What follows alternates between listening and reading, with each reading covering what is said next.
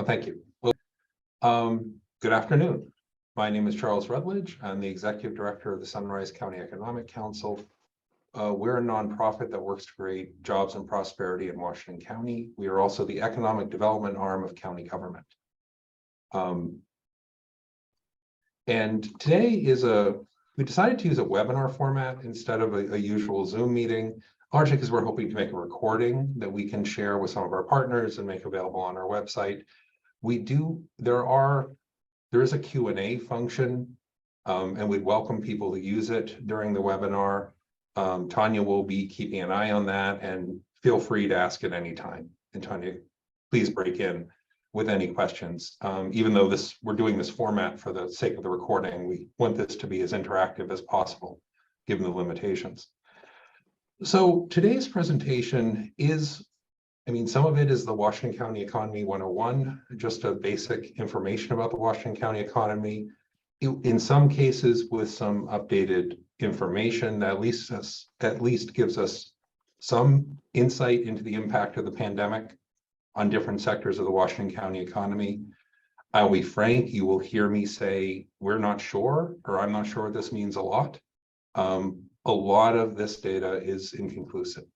And it's early on. In most cases, we only have information from 2021, in a few cases from 2022, and we don't know how these trends are going to play out in the economy, just as a caveat. But I'll start. I want to start with kind of an overview of population. Washington County is a place where the population has been declining in general for about the last 120, 130 years. There is one notable exception, and that was the 1970s, as you can see on this graph. I think some of it's an echo of the baby boom. Some of that was, and probably more significant, was the back to the land movement. So that is the last time Washington County saw a significant influx, or positive net migration. And the population stabilized for a decade after that, and then kind of began the same decline that we had seen in the previous, most of a century. We're not sure what's happening now. It is possible we are in a moment like the back to the land movement, where we have a significant in-migration to the county. There are plenty of kind of observable signs where that appears to be true. We haven't seen it in the data yet. Unfortunately, the measuring date for the 2020 census was, April 1, 2020. It did not capture any of the influx of people after the pandemic. And of course, we don't know how many of the people who moved to the county will be staying here, in the long term. And we also don't know how many people moved out quietly in a way that we didn't observe, even though it was very obvious to see people when they bought a long vacant house and brought it back to life in the middle of town. So Washington County is a place where the population has been declining for a long time. Again, with that one notable exception, it's possible we're in another period of growth now. We're also a place that is disproportionately middle-aged or elderly. You often hear that we have one of the oldest average median ages or median ages in the country, or definitely one of the oldest counties in the oldest states. And this is kind of how that plays out, kind of in age cohorts. This graph uses decennial census information through 2010, and in 2020 it uses American Community Survey information on age. And you can see, if I point your attention to really two lines, the primary one is the red one. Those are people in middle age, 45 to 64. We, as I'll say, are a disproportionate part of the population in Washington County. And you can see the gray, the over 65, the gray line, where that's also a growing share of the population and growing in absolute numbers. The overall population is declining, as indicated before, and we do not have replacement cohorts. You look at the 25 to 44, relative to the size of the 45 to 64, yet alone looking at college age and children in the county. We don't have replacement cohorts. So that means a few things are kind of for sure, at least in the near term. Our towns are either going to get much smaller as people, as middle-aged people become elderly and then eventually pass on, unless new people move in. Over time, birth rates might change and we might see a difference from a natural increase in the population. But we're looking at different communities, either communities that are getting smaller and continuing to get smaller, some of which may become so small that they can no longer maintain the functions of a New England town, or they're going to have a significant number of people who are moving here from other places. So we don't really have an option of a steady state. Either our communities are going to change one way or the other. So moving from population, I want to have a few slides that look at labor force. This uses monthly, non-seasonally adjusted civilian labor force data and the number of employed data, where the blue line is the total civilian labor force in Washington County, and the green line is the number of those people in the labor force who are employed. As you can see, we have experienced lower unemployment. That gap between the two lines has gotten smaller, although of course with some exceptions near the beginning of the pandemic. But in general, is smaller than it had been historically. We're also seeing pretty strong seasonal variability in the amount of people who are counted as being part of the civilian labor force. And of course, it's declining over time. And that is with the kind of disproportionately middle-aged population. So some of this is the fact that more adults in Washington County, fewer are of working age in some ways because of more people are elderly relative to the population. The overall population is declining. But there also are civilian labor force participation rate issues here, where there's just a smaller percentage of those people who are of working age in Washington County are working or counted as part of the civilian labor force. And that's a pretty broad definition. It includes the self-employed, the employed, the unemployed but looking for work. It also includes unpaid family labor or unpaid labor in a business owned by a family member. It's a pretty broad definition of counting people in the civilian labor force. And even with that broad definition, the absolute numbers are declining and the percentage of adults are also declining. And it's quite a bit lower here than in Maine as a whole, and definitely in New England as a whole. Usually averaging about 50%, where Maine as a whole, tends to be 10 points higher than that. New England as a whole, 10 points higher than that as an average. This looks at the labor force by industry. Information is a little dated here, but it does give a sense of where most people, and this captures the self-employed and people who are working in wage and salary jobs. The biggest single sector is education, healthcare, social assistance. About of that 3,400 and change, about 1,500 of that is in the K through 12 system, in educational services, which is probably one of the largest single areas of employment. I will also point out agriculture, forestry, fishing, and hunting, that little under 1,700 people who are employed. Many of them are self-employed and are commercial fishermen. The vast majority of that number, probably somewhere between 1,200 and 1,500. We're not sure, honestly, of some of these numbers are in commercial fishing. And it depends on which data set you look at that gives you a number, but it's a very significant area of employment, particularly the lobster fishery, comparable in scale of just sheer number of people employed to the school system, to the K through 12 system. Retail trade is red. Purple is manufacturing. Almost half of that is associated with the woodland pulp and paper and St. Croix tissue, a little bit less than half of that. So a major player in that sector. Construction, an area that we think is growing, Arts, entertainment, and recreation, accommodation, and food services, an area that we think that has declined quite a bit since the pandemic, particularly in food services. And then other, which are all the other industrial classifications that just we don't have enough of in Maine or in the county to be broken out independently in a useful way.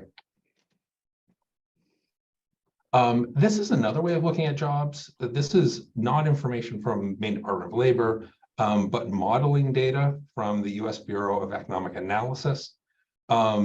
This counts proprietors, employment, essentially self-employment, and the wage and salary jobs. You can see here, this modeling shows that we had quite a few more kind of total self-employed jobs and regular jobs 20 years ago, and we actually have been declining. We have a hard time explaining that directly. We think you can see here, a lot of that is in the actual jobs. And we do see that some with the declining labor force and the declining number of employed. It also shows, which comes out in other, some other models give us about a third of people in Washington County are self-employed, a little less than a third. This gives a little smaller percentage kind of total kind of jobs as opposed to people. But it's it's an important reminder just how important self-employment is in Washington County and small businesses. So the next few slides are about poverty in Washington County. There's a few things I'd like to communicate. One is the poverty rates here in the county are some of the highest in the state, usually the worst on a county basis, or the second worst or third worst in the state on on individuals in poverty or child poverty or other measures. But it really depends a lot on what type of household, where the likelihood is of living in poverty. And as you can see, if you just look at individuals overall, of course, the vast majority are not living in poverty, which is, many people are working poor, maybe between 1 and 2 times the federal poverty limit, or even between 2 and 3 times the federal poverty limit. So, maybe getting by, but really not at a living wage. But the actual number in poverty, relatively low, especially when you look at the elderly. That's largely driven by Social Security and the safety net that our society has constructed for the elderly. People of working age, higher, and of course highest for children. That's a trend that you'll see across different household types. This is individuals in poverty. This is families in poverty, and these are essentially all families. And of course, those with minor children have higher rates, and those with children under 5, of course, have the highest rates, getting a little under a third of families with children under 5 are living at or below the poverty level in Washington County. And when you look at certain types of family, essentially single moms, or in, census speak, families with female householder, no husband present, the rates get much higher. I mean, in all cases, even all households of this type, around 40%, again, higher with children, and of course, highest with young children. It's a pattern, you kind of see, where poverty is most acute in single parent households with young children. So moving from poverty, the next few slides are more about the economy as a whole. It is easy in Washington County to focus on how our economy performs poorly relative to other parts of New England and other parts of Maine. It is important to remember that there still is an awful lot of economic activity here. This is one measure of the county's economy using personal income data from the U.S. Bureau of Economic Analysis. That gives us about a little over a $1.5 billion economy. A lot of that is in transfer payments, as you can see, and that's where most of the growth has been in recent years. And I'll unpack that in some of the future slides. Using economic modeling software that uses an input-output model, you get something closer to $1 billion, $1.1 billion. So I tend to think of us Washington County is $1 billion economy, maybe a 1.2 billion. It's something in there if you're just using kind of conventional GDP numbers. But personal income, which is published, on an annual basis on the county level by the U.S. government, so it's a useful source to look at for that. Like it's actually quite a bit larger amount of economic activity in the county. And so breaking apart the pieces. Oh, and I should mention, going back to the slide, dark blue is wages and self-employment, essentially earnings from work, from self-employment and from jobs. Investment includes rent, dividends, transfers from certain types of retirement accounts. And then transfer payments include both certain private pension accounts, but they're very small amounts in Washington County. This is primarily public sector transfers, either payments to individuals or payments on behalf of individuals. And a lot of it is on behalf of individuals, as we'll see. So this is breaking apart the personal income from government transfer payments. And of course, I should have mentioned the last graph, this graph accounts for inflation and brings everything to constant 2021 dollars. A few things to note here. One is that light blue at the bottom is retirement and disability insurance benefits. That's essentially Social Security. And the part of Social Security that's based on individual's wage record, kind of the insurance part, not the part that's based on basic subsistence needs. So which would be counted in the income maintenance benefits line, SSI. So dark blue is kind of the Social Security based on wage records for individuals in Washington County. Green, which is that biggest growing part that's really grown to be one of the largest sectors of our economy as measured by personal income, are government payments for healthcare on behalf of individuals, not to individuals, but on behalf of individuals to vendors and service providers. Then income maintenance benefits, that's the dark blue line. That's really what we think of as welfare, SSI, TANF, SNAP. Wow. And unemployment insurance is above that, the light purple, and the dark purple above unemployment insurance is light purple, dark purple, veterans benefits. Education and training assistance is really a small part of what the government pays for education, Pell Grants, a few other types of assistance. It doesn't include the K-12 funding that comes from the federal government. That's about 50 million a year in Washington County, but that's not included in this graph. And then finally, the other category, which primarily is refundable tax credits, which historically have been a very, very small part of the economy, which is not true anymore. I think there's about 94 million in refundable tax credits for Washington County residents in 2021. So this unpacks that 250 million plus in medical benefits, the Medicare, so essentially federal payments on behalf of the elderly and the permanently disabled and long-term disabled, is the dark blue line, which has been growing over 100 million a year now in value on behalf of Washington County residents. And of course, public assistance medical care benefits, which is essentially main care, which is for the poor. That has grown a great deal.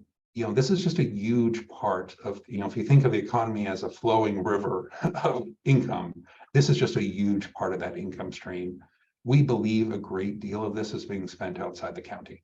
And that explains a lot of the difference between the GDP measures that look at just activity within the county and the personal income measures that look at a broader, that look at payments to individuals that reside in Washington County on behalf of individuals who reside in Washington County. But those payments, of course, don't have to be made here. And we think a great deal of the value of these payments are being paid, perhaps for prescriptions, where a lot of the value is going to pharmaceutical companies outside the county, or to medical service providers and specialists in Bangor and Portland and Boston. And then finally, this shows the refundable tax credits in constant dollars, 2021 dollars. Up until the pandemic, most of this was the earned income tax credit. The additional child benefit tax credit or additional child tax credit, that occurred for families as part of the response to the pandemic. That was in part of 2020 and all of 2021 is what's driving a lot of these, this real climb in the value of this that went from something that was around 30 million to something that's over 90 million. We expect this to go down again in 2022 with the end of that tax credit. So the next bunch of slides are going to look at different parts of the economy. I will caution this slide and the next one looks at the DART region or the Down East Acadia region, which is Hancock and Washington counties. This looks at annual taxable restaurant and lodging sales. It's broken up. The colors reflect different economic statistical areas, Blue Hill, Bar Harbor, Ellsworth, Jonesport, Machias, Eastport, and Calais. As you can see, Bar Harbor just dominates this industry. This is a huge industry. We're climbing towards 500 million a year across the two-county region, and just so much of it, over 300 million of that is being spent in Bar Harbor and MDI, essentially the Bar Harbor Economic Statistical Area. And then Ellsworth is where you see most of the rest. Washington County are those four narrow lines above that. We are a very small part of this industry in this region, but we are adjacent to a huge amount of economic activity. Here, one thing else I'd like to point out is the dip that you can see in the pandemic caused by the restrictions and the lockdowns that occurred, in that it seems to have bounced back to a much steeper pitch than it was. This graph is in nominal dollars, so it's not accounting for inflation. So some of that steeper pitch is due to just the high inflation we've seen in recent years. If you take that out, I think it's a little bit closer to a return to trend rather than a fundamental change in growth. So this is taxable restaurant and lodging sales on an annual basis. This is it on a monthly basis. Same numbers, same economic statistical areas, but on a monthly basis. Here you can see just what a highly seasonal industry this is. It's one of the great challenges, I think, for small businesses in this industry and for employees in this industry, is just how much capacity has to be there to service the peak sales, the peak demand at the height of the summer, and that demand just crashes every year in the off season. It's just one of the real challenges of this industry as we look to it as potentially a driver of economic growth and of prosperity in the future. This highly seasonal nature is just a huge challenge to accommodate. So the next two graphs look at the same sort of information, looking at the Washington County economic statistical areas. You can notice the graph's a lot smaller. We're not talking, towards 500 million. We're talking, under 50 million. And as you can see, similar trend, little steeper climb. It's possible we're experiencing faster growth in some of these demand areas, at least, during the earlier, I guess we're still in the pandemic, but in 2021 and 2022, in those years of the pandemic, you also see just this really high seasonal variability, which is, anyone in the business, I think, can cite this. And they've, in some ways I grew up here, so I think of it as natural that there's, many times more economic activity in the summer than the rest of the year. But I think it is somewhat unnatural for an economy. And it's a real challenge, honestly, for a small business, people to make a profit and for people to make a living wage when demand varies so much during the year. So this is an older graph. I'm having trouble getting the county level data from DMR. through their data portals. Just there's so much is being grouped into the other category of kind of between counties, that it's hard to really identify exactly what the landings are in Washington County outside of for lobster. So this is from a few years back, where I did have data where I could break it out pretty easily for multiple species. This is back 2015 is the most recent year on this graph. Of course, the numbers have changed. It's been 7-8 years, but that basic pattern has not. Of over 80% of value tends to be lobster in a normal year, and soft shell clam or sea scallops and soft shell clams are the other two species of note. Elver varies a lot. In some years, elver is more significant just because the price can be so high. So it's really those 4 species that make up most of the commercial landings, and lobster, we are highly dependent on lobster. So this does look at lobster with current information on value, at least up to 2022. As you can see, we are in the midst of, a 20+ year boom with incredibly erratic landings in the last few years, including, a decline in the first year of the pandemic, a really unprecedented boom of over 120 million in value of landings in 2021, and then a collapse to I think about 55 or 54 million in landings in last year. So just a major industry. This supports well over 1,000 jobs in Washington County directly on the boats and more kind of in the follow-on industries. It's hard to overstate its importance for Washington County. It's an industry that has been in a boom for a while, and now it's really hard to tell where the trend lines are going. So this is in value of lobster landings. This graph talks about the landings themselves in pounds. Just get a sense of what the actual amount of lobster that's being offloaded on the docks each year. Much smaller variability, but that same general, this is the increase in value, at least looking back over the last 20 years, is being driven by an increase in the catch, not just an increase in price. And it's an increase in catch, a pretty significant one, without the price collapsing, as would often happen in a commodity. And some of that may be due to the collapse of the lobster industry in southern New England.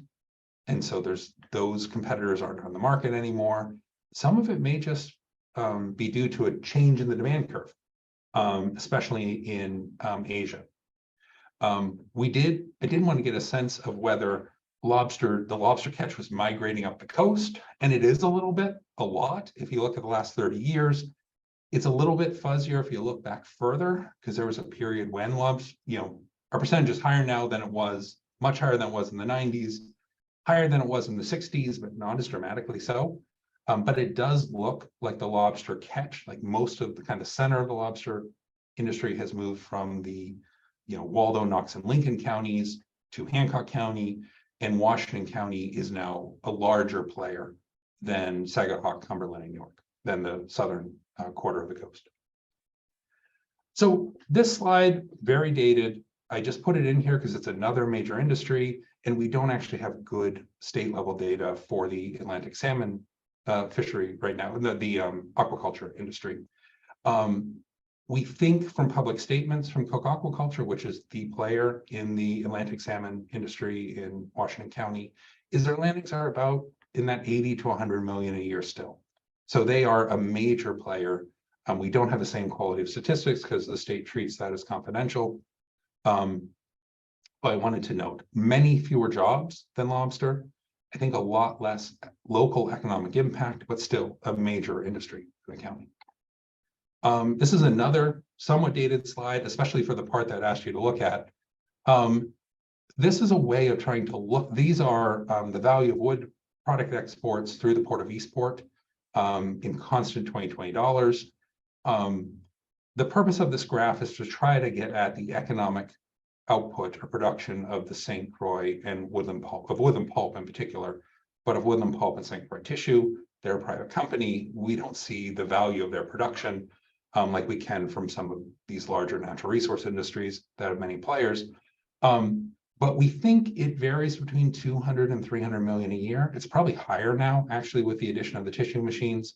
In those years before the tissue machines came online in, I think, 2016, you could see it varied a lot, but, from a low of 125 million to, a high of over 200, well, about 275 million of the value of pulp that was going out through the port of Eastport. We think, the value of the pulp being produced by the mill is probably higher now. And of course, there's the value added from the tissue. Over 400 jobs, probably 250, perhaps to 300 or 400 million in economic output. It's just a major part of the manufacturing sector in Washington County and a major part of the overall economy. Quick slide, I won't spend a lot of time on this. This looks at the wood harvest in Maine. So the harvest from Washington County forest. Just one of the things here is you can see the collapse, of the demand for softwood pulp, although it is starting to come back a little. And really the role of hardwood pulp, that's that bright blue line, has played in supporting the forestry industry in Washington County in recent years. And hardwood pulp essentially means the Baileyville mill. So this is another way of looking at the Baileyville mill's impact on the economy, is essentially being the primary source of demand for trees that are cut in the county. Blueberry industry, this is farm gate value. It does not include the value added in the factories. So where there's value added production from the blueberry companies. But this gives a sense, this shows those really hard years for blueberry farmers between 2016 and 2020, and the recovery in 2021. And I think the 2022 numbers are similar, or maybe a little better. I need to update the graph, but it's an industry that's highly variable, like a lot of commodity agriculture, both for price and production, the amount produced, and of course the farm price. And a lot of the variability here is being driven by price. And just get a sense of the scale of the industry. It's an iconic industry, very impactful in Western Washington County, of course, smaller than lobster, smaller than very much smaller than medical payments on behalf of individuals, smaller than the mill, but still a significant industry. So those are the slides that try to give a snapshot of the economy kind of overall. The next few slides try to dig into housing. This is something that honestly we've been wrestling with as an agency to try and understand what's going on in the housing stock, why there's almost no inventory for sale, why we still have vacant buildings, even with all this demand. There's a lot of pressure and different forces that are happening in the housing stock. Most of the data we have access to is a little dated, I'll be frank. But I think it is useful at least understanding the nature of the housing stock in the county. This looks at value, back from aggregate value by type of housing in the county. It's $2018. I'm sure the value is much higher now. At the time, it was about 1.5 billion. Get a sense of the scale. Over 1.4 billion of that are single family homes. Just the vast majority of the value, the vast majority of the numbers, both seasonal and year-round occupancy, are single family homes in our county. The next largest category is a different type of single family home. It's mobile homes. And they are a major source of housing in the county. Multifamily apartments are pretty small. I mean, there just aren't that many of them. And other is kind of a broad category. They have a hard time pinning down the exact numbers from it, but as you can see, a pretty small amount of money, under $500,000 in a $1.5 billion pie. This looks at the numbers of housing units. This is all housing units, so includes vacant housing units as well as occupied, as well as seasonal use, and as well as held vacant but open for rent. Here you can see the last one was based on value. This looks on absolute numbers. It's a similar trend. Just the vast majority of homes in our county are single family homes, single family detached homes. Mobile homes are the next largest category. Above that are apartments and condominiums, and then other, as you can see for sheer numbers here, is not even visible on the graph. I don't have an explanation for the decrease between 2020 and 2021. As far as I can tell, homes offered through Airbnb and other short-term rental services would be counted in this. So I'm just not sure why there's an apparent decrease in numbers. This looks at same universe, all housing units, looks at how they're being used.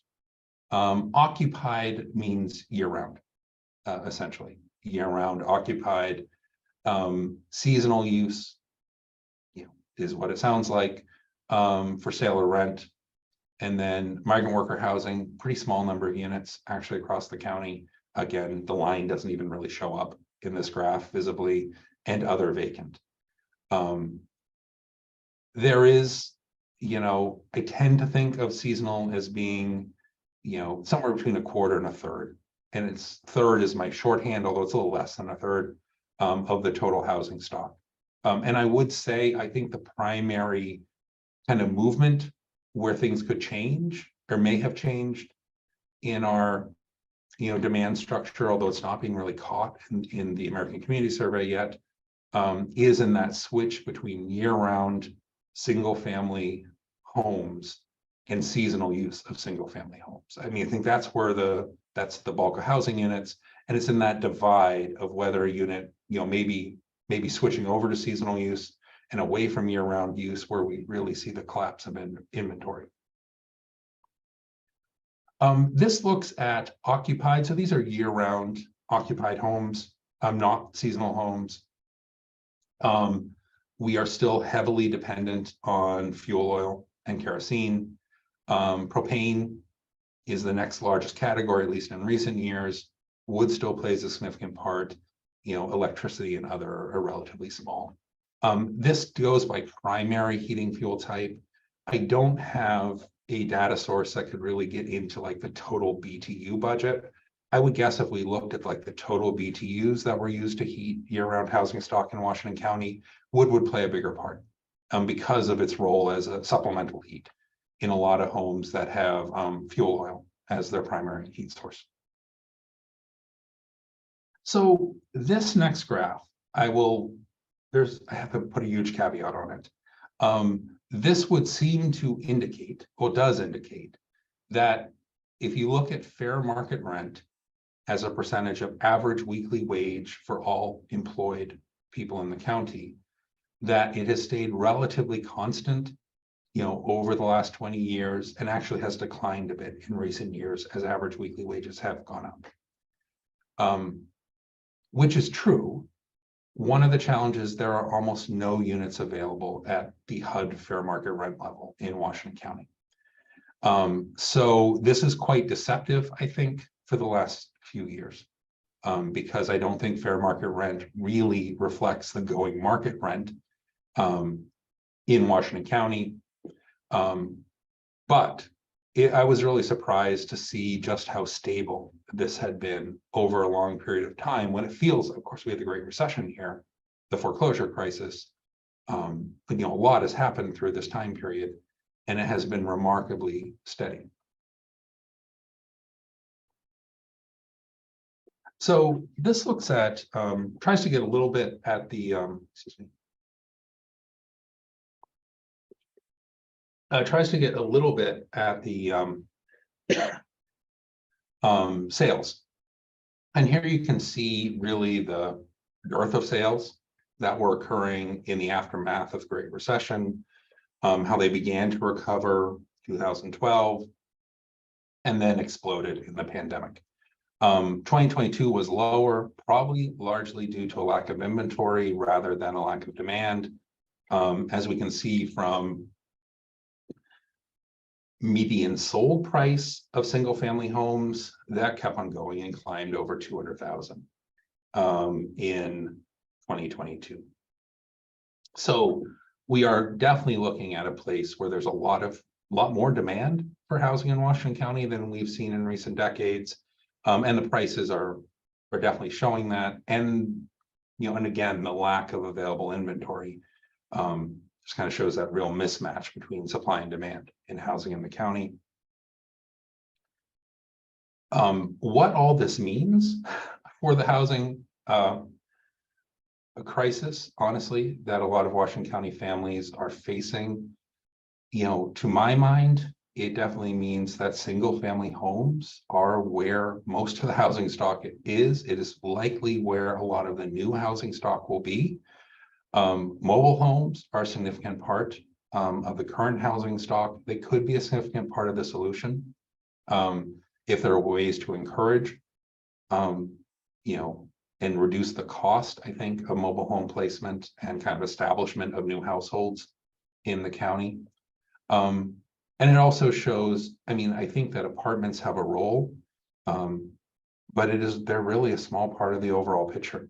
And I would guess that, a lot of the housing development we're going to see in Washington County in coming years, if the demand remains as strong as it is in single family detached homes and more mobile homes. So the next few slides look at living wage. This is an area where we've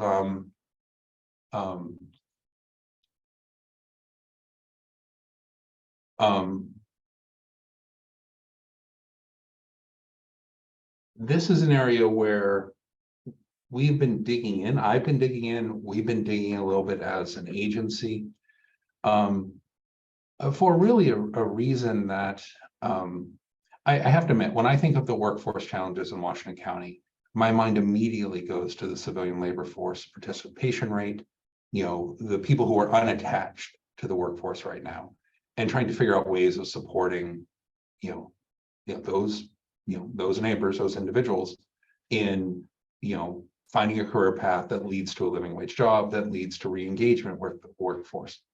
I think it is also useful to look at the people who are employed and to get a sense of how many people in Washington County who are working full-time jobs are still actually, whether they're making enough to be economically self-sufficient. This is a hard question to answer. We have relied heavily, as you can see, in trying to grapple with it on the Massachusetts Institute of Technology's living wage calculator, which of course is cited with the website in the bottom of, I think, most of these upcoming slides. It's not a perfect tool. I think, when I think of these things, I give a few thousand leeway either way, depending on how you would make some judgment calls on what things are included and what aren't. But I think it is useful for at least giving a kind of a set point to think of when thinking about what it takes to be economically self-sufficient. And by that, I mean, to pay for everything. You can see the definition here. All the things that you need. I think a certain modeled amount for education and leisure, and not relying on friends and family to provide essential services like childcare or help with housing or help with transportation. It's really for the household to be economically self-sufficient. These models do not include any savings. They include housing costs at fair market rent, which of course, as I talked about before, there are very few units available in Washington County at fair market rent. So it's probably underestimating housing costs by quite a bit. They also assume that people are, work and are paid for 40 hours a week, 52 weeks a year. Or of course, many people have much more erratic schedules and may not actually be paid for that many hours in a year. So anyhow, basic definition. One of the key parts of the living wage calculator is that it starts with kind of cost, with what a household needs to get by. And it depends on the household type. So there isn't a single living wage. There's a living wage for a household type, a single household composition. The One that we look at actually very closely at Sunrise County Economic Council is the 2 working adults, 2 minor children. There are many other types of households, but this is a very common household type. And one, when you're thinking about economic growth, you're thinking about, building the workforce for the future, I think is a particularly important household type. As you can see, this is the total cost for the household. That's, for just 2 working adults, around a little over 50,000. 2 working adults, 3 minor children, you're at over 100,000 for the full cost. You can see, I'd point out red, which is childcare. That's the one that changes the most as the household composition changes. Of course, everything else goes up as well as there's more people in the household. And even at the kind of the 4-person household, that 2 children, you're up in the high 90s for the total cost of being fully economically self-sufficient in Washington County. This is how that breaks down in wages.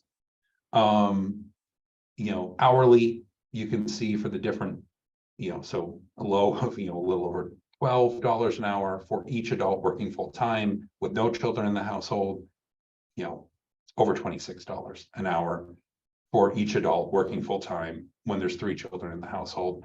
Annual salary, that family that we often look at, the 2 children, 2 adults, is $48,000 as kind of the living wage for each adult in the household to be earning. The next few graphs look at living wage with different types of households. This is 2 adults with 1 working outside the home full-time, 1 not working outside the home.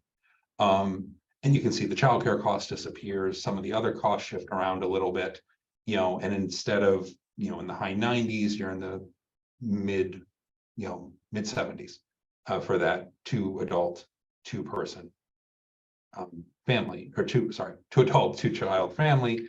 But that does translate to a higher wage since you're only having 1 adult working outside the family. That adult would need to be making, a little under 77,000 a year in Washington County. There are not a lot of jobs in Washington County that pay 77,000. But that's the reality of being fully economically self-sufficient. And some of the most challenging numbers are around single parents. The childcare expenses are very high, only a single wage earner. You can see, these are the costs for different households. And this, looks at the wages again, where you're over 83,000 a year for a single working adult with 2 minor children in the household. That's a lot. And that's, to be fully economically self-sufficient and be able to pay for all the services the household needs, to not rely on friends and family or not rely on the public safety net.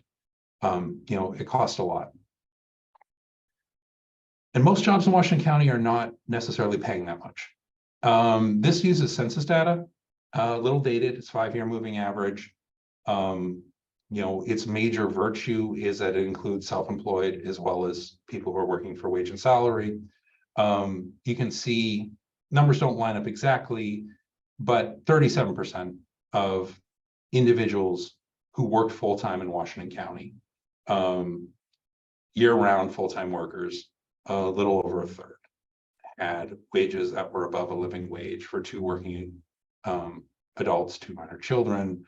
44% were between 50% and 100% of that, were kind of definitely in the middle ground, and almost 19% were even less than half of what a living wage would be. If you look at that for a single parent with 2 minor children, there's only something less than 15% of the jobs in Washington County, or 50% of people with full-time, I shouldn't say jobs, it's individuals working full-time year-round who are making that amount of money. And it varies by gender. If you look at, this again is American Community Survey, median earnings by sex. This is all employees.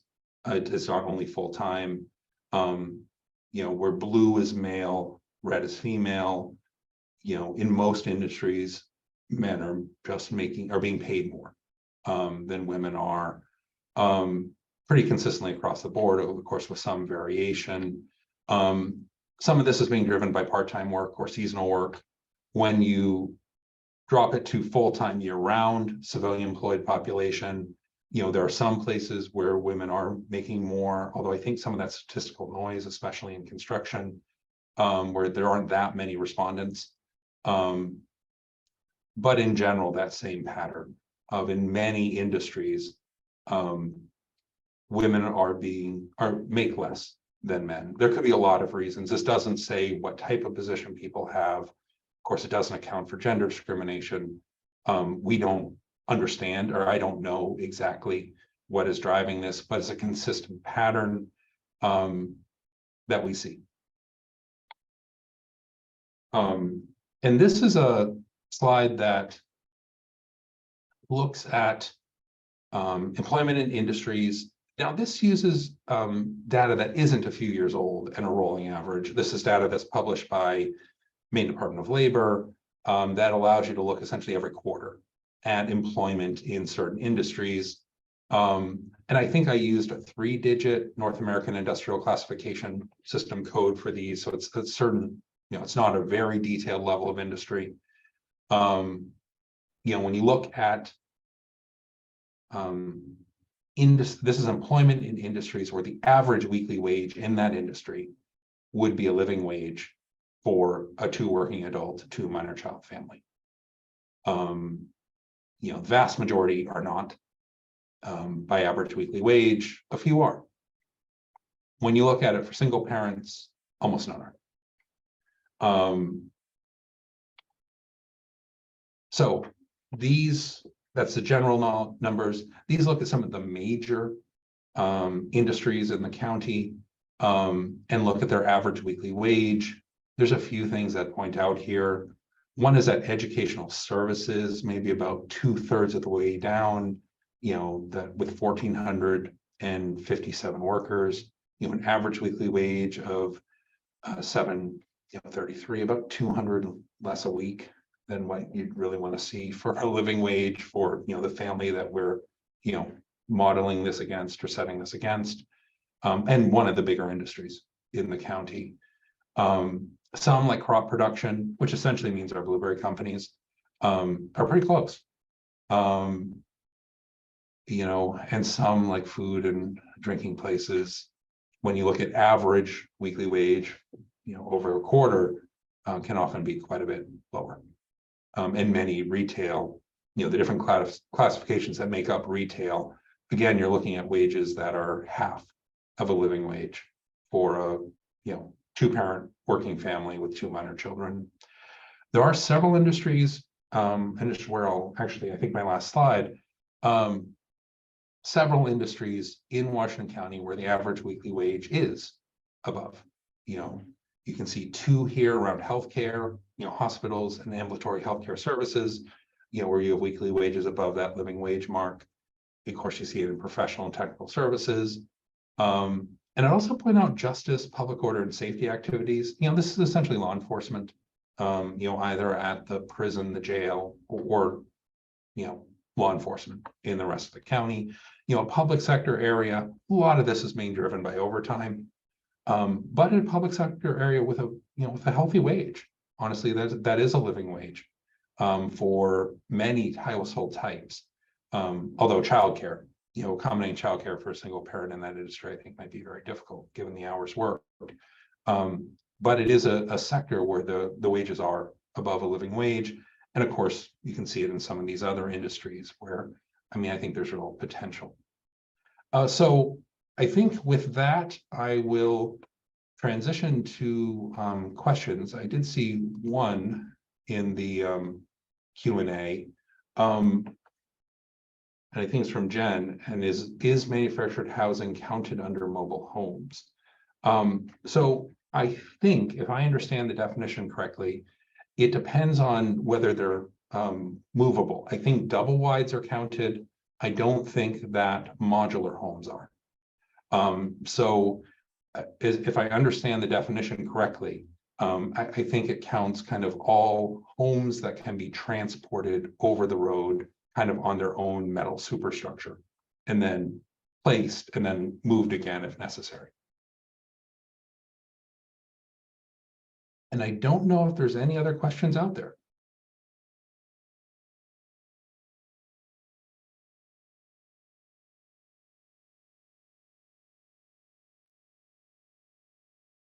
So I seeing had that, a question. okay.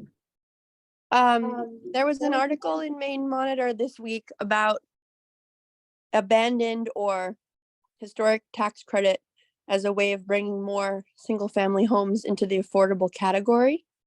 And I just didn't see much in the statistic pot, which was beautifully presented, about that category of housing. So I just thought you could maybe reflect on it.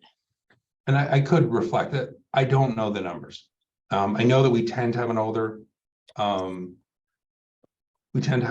housing stock and building stock in general. We actually have a good number of structures that are already on the National Register of Historic Places, many of which I think could very much use additional investment. I actually think we have a pretty high number of listed structures with quite a bit of deferred maintenance. And I think there is an opportunity there, both because of all the jobs that are created in bringing those structures back online, and all the money that can be invested from outside the county into those structures, and because they bring them back into productive use, which we need them. So I think it's an area to, it's an area to look for. I mean, I think strategies, I think my own sense is it's an important part of the picture. It is insufficient to create the type of housing we will need unless demand changes.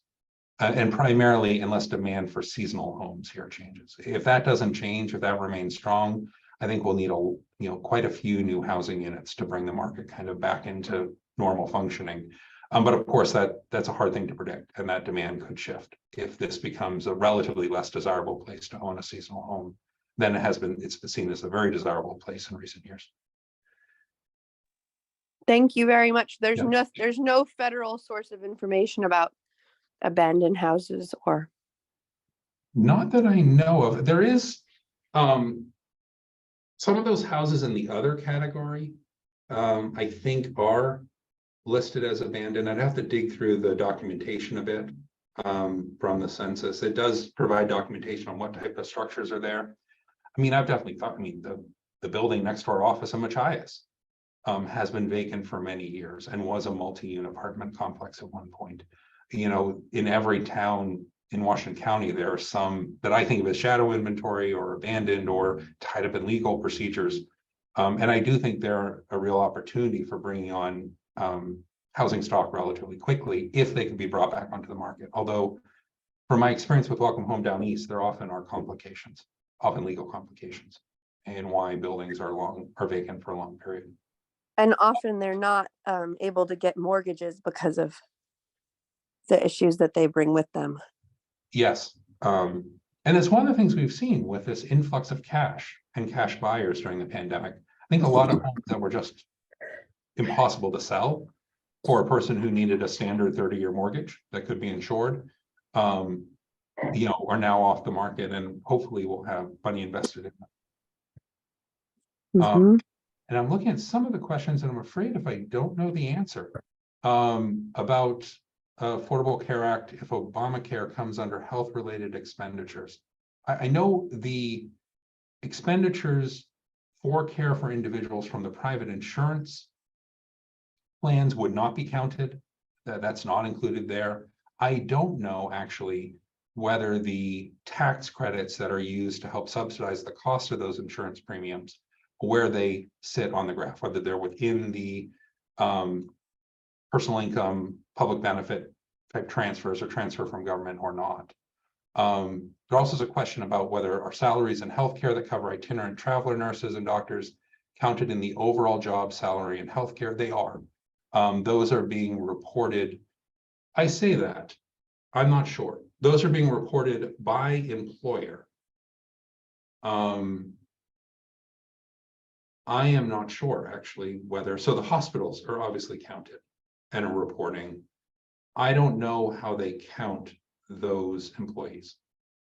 And whether those employees, if let's say they're working for like a Tennessee-based company, whether they're reported at all as working in Washington County. That's something I'll see if I can dig through the documentation and get an answer to that. I don't know the answer. And I see a question about when we think about Jonesport development and the new Kingfish business, what do towns need to be paying attention to regarding these economic issues? Well, there's a lot. One is, and I think Jonesport is probably one of the most dramatic cases or important cases in the county, is just how dependent we are on the lobster industry. With both means, we have to do it whatever we can to safeguard the lobster industry, because it really is about the livelihood for 1,000+ Washington County families. And, it's incredibly important, but also the need to diversify.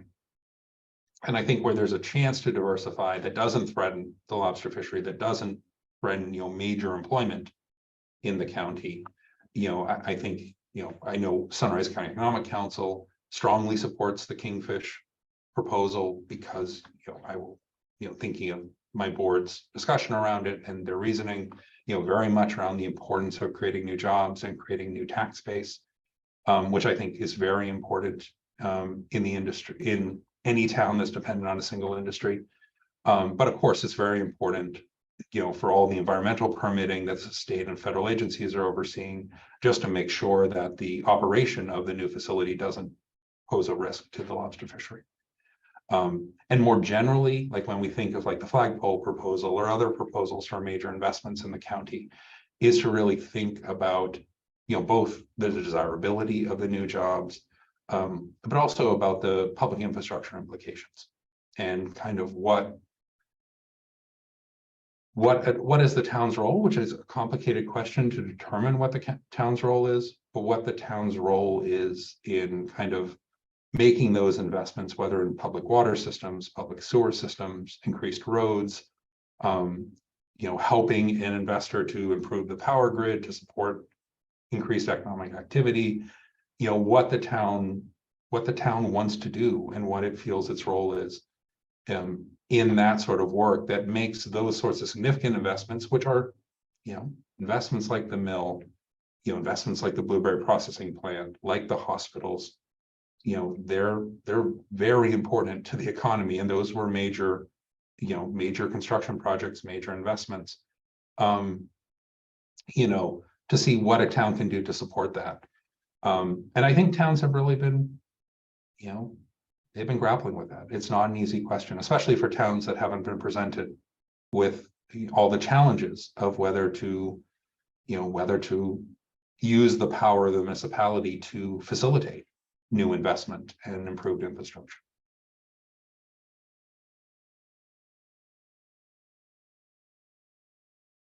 So I don't see any other questions, and I see that we're a few minutes past time. I want to thank everyone for attending. We really appreciate your interest.